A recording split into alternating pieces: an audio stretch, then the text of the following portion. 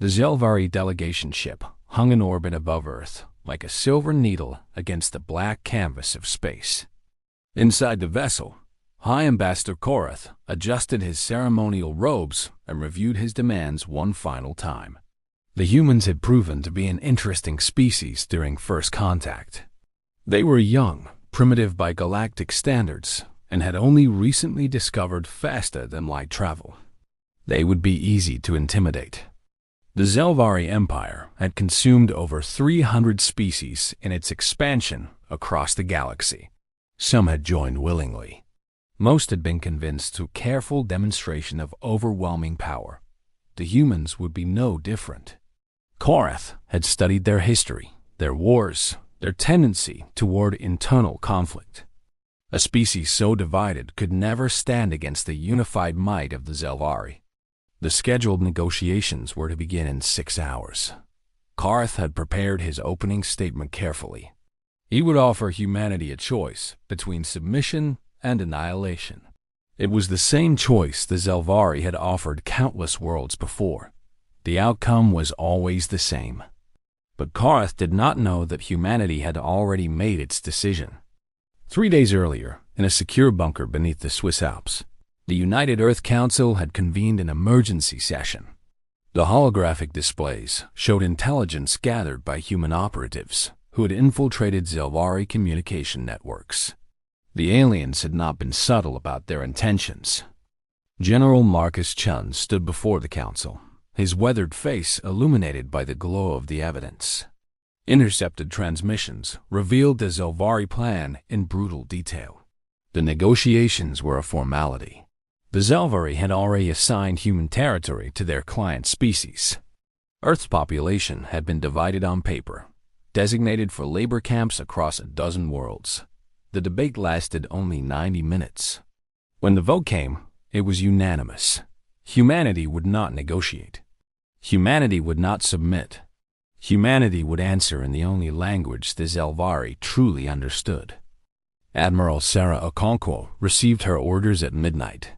She had spent 30 years preparing for a war she hoped would never come. Now she stood on the bridge of the UE's Defiance, flagship of the United Earth Navy, and watched her fleet assemble in the shadow of Jupiter. 217 warships emerged from behind the gas giant's massive form. They were not elegant vessels.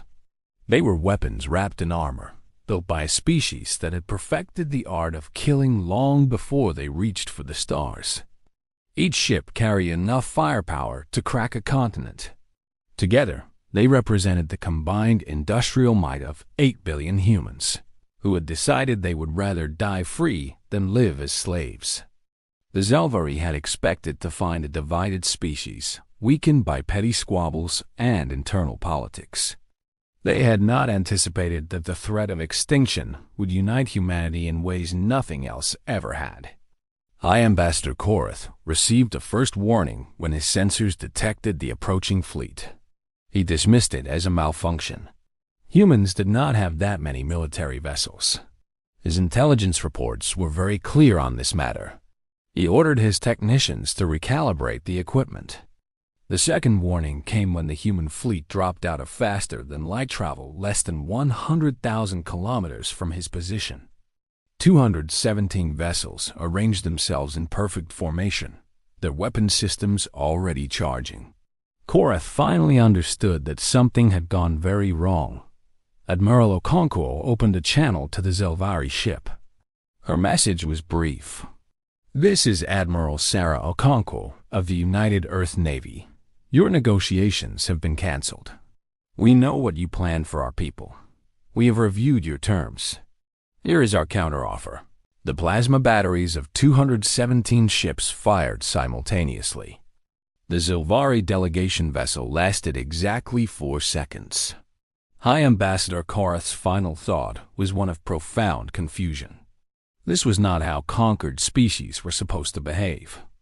But humanity was just getting started.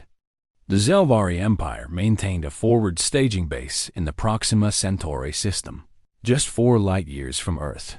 60 warships and a massive orbital station served as the launching point for their planned invasion.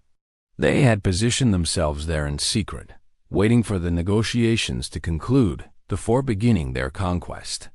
They were not prepared for the conquest to come to them. Captain Wei Lin commanded the strike force that hit Proxima Station. Her ships arrived without warning, their stealth systems masking their approach until they were close enough to see the station with their own eyes. The Zilvari defenders scrambled to respond, but they had never faced an enemy who attacked first. The battle lasted 3 hours. Human ships moved with coordinated precision, each crew knowing exactly what was expected of them. They had trained for this moment their entire careers. They had prepared for wars against human enemies, but those same tactics translated perfectly to alien targets. Plasma cannons tore through Zilvari armor. Missile salvos overwhelmed point defense systems. Human marines boarded enemy vessels and fought hand-to-hand through corridors designed for alien bodies. They adapted. They overcame. They won. When the last Zilvari ship fell silent, Captain Lin surveyed the wreckage. 43 enemy vessels destroyed. 17 captured intact. Proxima Station was a burning ruin, its secrets already being downloaded by human intelligence teams. The message was clear. Humanity had struck first, struck hard, and would not stop striking until the threat was eliminated. News of the disaster reached the Zilvari homeworld within days. Supreme Commander Vectos could not believe the reports. A primitive species had destroyed their entire forward fleet. It was impossible. It was humiliating. It was war. Vectos ordered the mobilization of the Imperial Armada. 5,000 warships would descend upon humanity's space and burn every colony, every station, every trace of human existence. The upstart species would learn the price of defiance. But while Vectos assembled his fleet, humanity was not idle. The United Earth Council had prepared for this response. They had known that defeating the initial Zilvari forces would only provoke a larger reaction. They had planned accordingly. Hidden shipyards across the solar system worked around the clock. Factories that had once produced consumer goods now churned out weapons of war. Scientists who had studied alien technology reverse-engineered everything they had captured at Proxima. Within weeks, human ships were being upgraded with Zilvari shield generators and improved power systems. Volunteers flooded recruitment centers. The enemy had made their intentions clear. Every human understood what defeat would mean. There would be no surrender. There would be no negotiation. There would only be victory or extinction. Admiral Okonkwo watched the Zilvari Armada approach from her position at the edge of the solar system.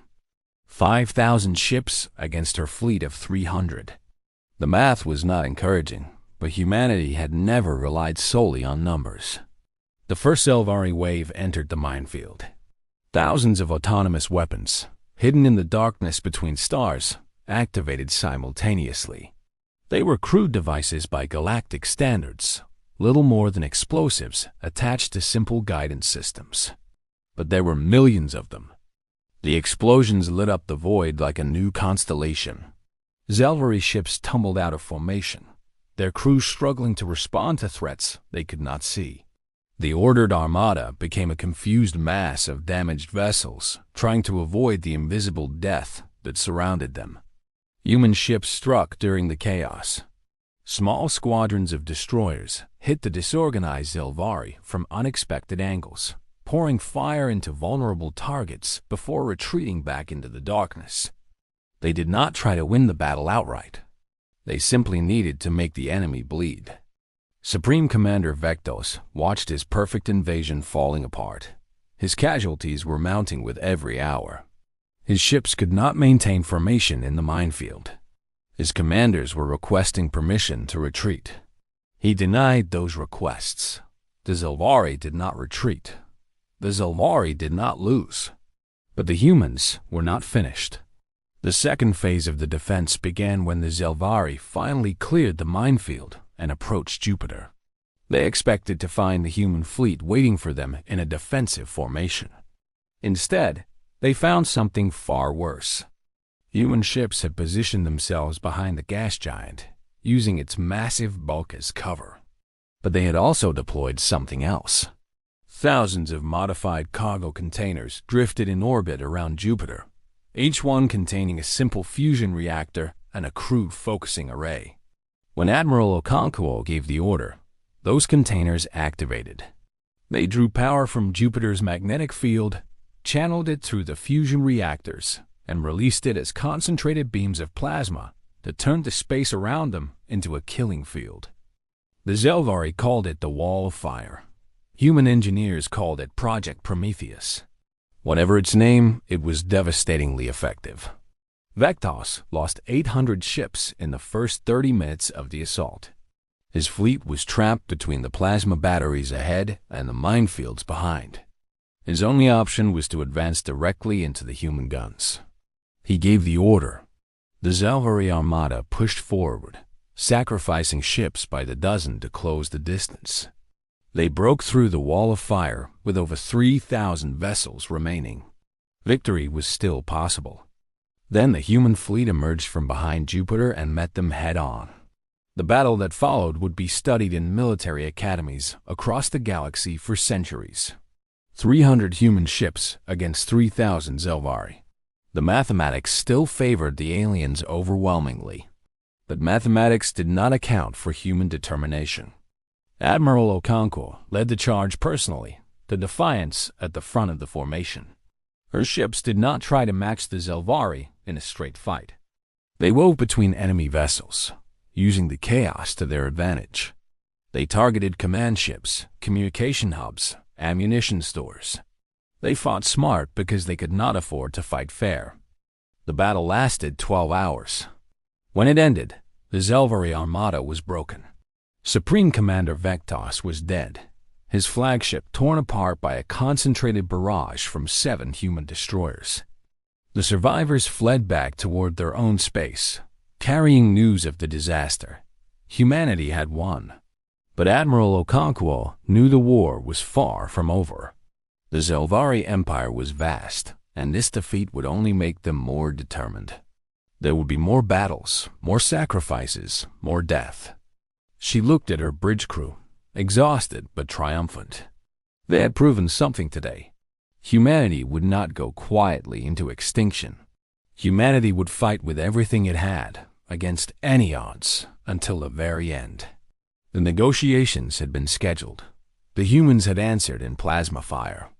And across the galaxy, other species began to whisper about the primitives who had defied an empire. Some whispered in fear. Some whispered in hope. All of them understood that something had changed. The Zelvari had expected to add another conquered species to their collection. Instead, they had awakened something far more dangerous than they could have imagined. They had awakened humanity's will to survive, and that will burn brighter than any star in the cosmos.